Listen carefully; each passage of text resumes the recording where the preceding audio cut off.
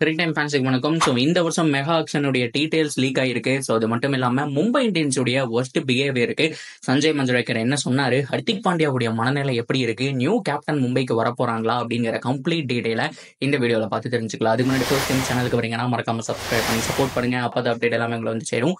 சரி வாங்க வீடியோக்குள்ள போலாம்.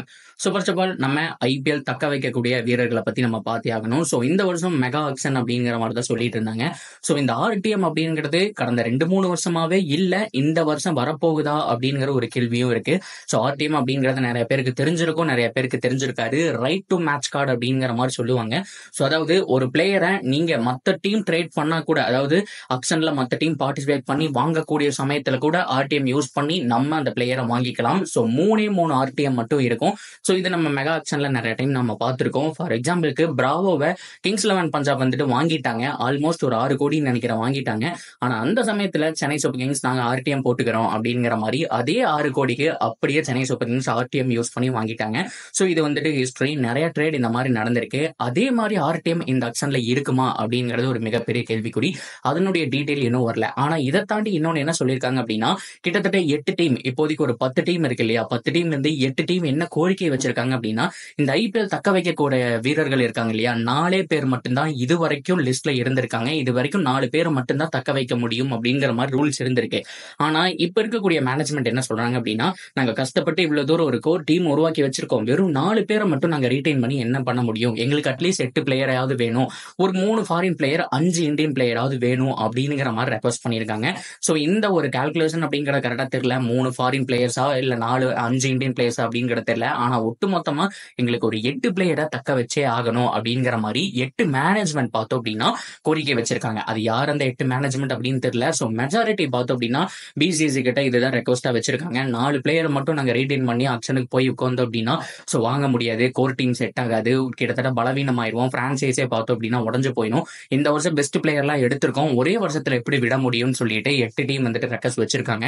சோ பிசிசி இதை அக்செப்ட் பண்ணி சோ அதெல்லாம் நடக்குமா அப்படிங்கறத பொறுத்து இருந்து பார்க்கலாம். உண்மையாலுமே அதுதாங்க, வெறும் 4 பிளேயர் அப்படின்னு சொன்னோம்னா ஆர்சிபி டீம் எடுத்துக்கங்க. ஆர்சிபியை பொறுத்த வரைக்கும் அதே 4 பிளேயர் கிட்ட போவாங்க, fave to Blessy, Virat Kohli, Maxwell, இல்ல கேமரூன் கிரீனோ, இன்னொருத்தரோ, இல்ல தினேஷ் கார்த்திகா, ரஜத் பட்டிதார்னு சொல்லிட்டு அந்த ஏதாவது ஒரு 4 பிளேயர் தான் இருக்கும். ஆனா இதே 8 பிளேயரா இருக்கும்போது ஒரு இந்தியன் பிளேயர்ஸ்ல நீங்க ரஜத் பட்டிதார் எடுத்துக்க முடியும். சோ அது மட்டும் இல்லாம சிராஜையும் தக்க வச்சுக்க முடியும். சோ அது மட்டும் இல்லாம கேமரூன் கிரீனையும் தக்க வச்சுக்க முடியும். சோ இந்த மாதிரி ஏகப்பட்ட சான்ஸ் இருக்கு. சேம் சிஎஸ்கேக்கும் அப்படித்தான், 4 பிளேயர்னு சொல்லுவாங்க அப்படின்னா சோ சிஎஸ்கே பொறுத்த வரைக்கும் எல்லாருமே பவர்ஃபுல் பிளேயர். ஆனா யார் அந்த 4 பிளேயர் மட்டும் வச்சுட்டு ஒன்றும் பண்ண முடியாது. ஏன்னா ருத்ராஜ், தீபக் சகர், அது மட்டும் இல்லாம பத்திரனா, சோ இது போக எக்ஸ்ட்ரா ஒரு பேட்டர் ரச்சின் ரவீந்திரான்னு வச்சுட்டா கூட மீதி இருக்கக்கூடிய மொயின் அலி மிகப்பெரிய அவங்க பவர் பேக்கெட் பவுலிங் லைனப் எல்லாம் மிக்ஸ் பண்ணுவாங்க.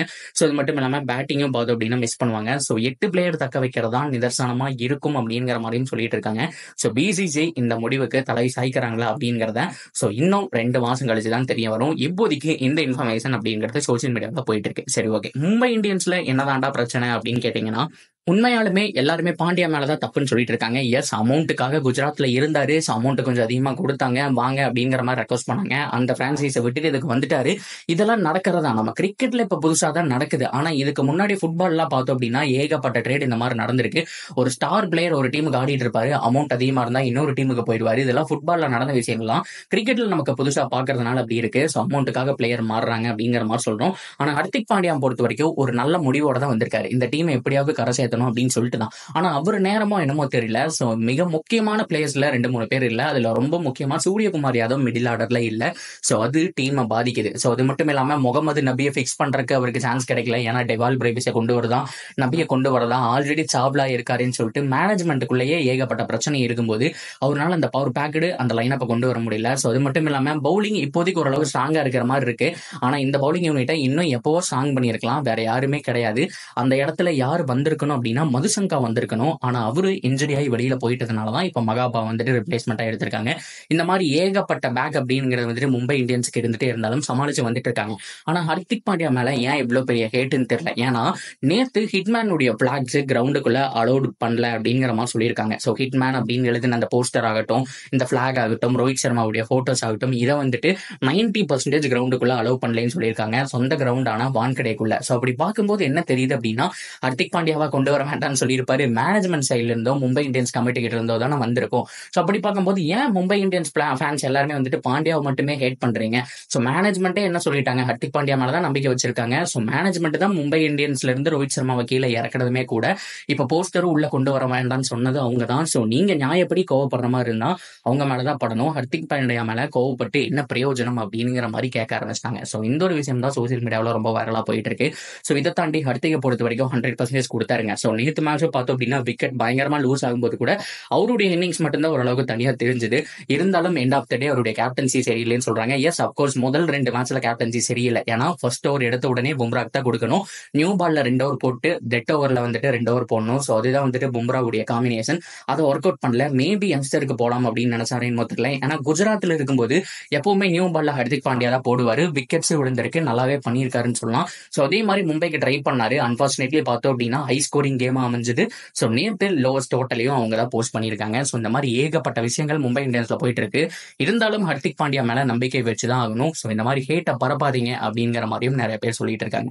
ஸோ நீங்க என்ன நினைக்கிறீங்க ஓவரால் அப்படிங்கிறத கமெண்ட்ல சொல்லுங்க. தொடர்ந்து அப்டேட்டுக்கு சேனலோட இணைஞ்சிருங்க அண்ட் மறக்காம சப்ஸ்கிரைப் பண்ணி சப்போர்ட் பண்ணுங்க.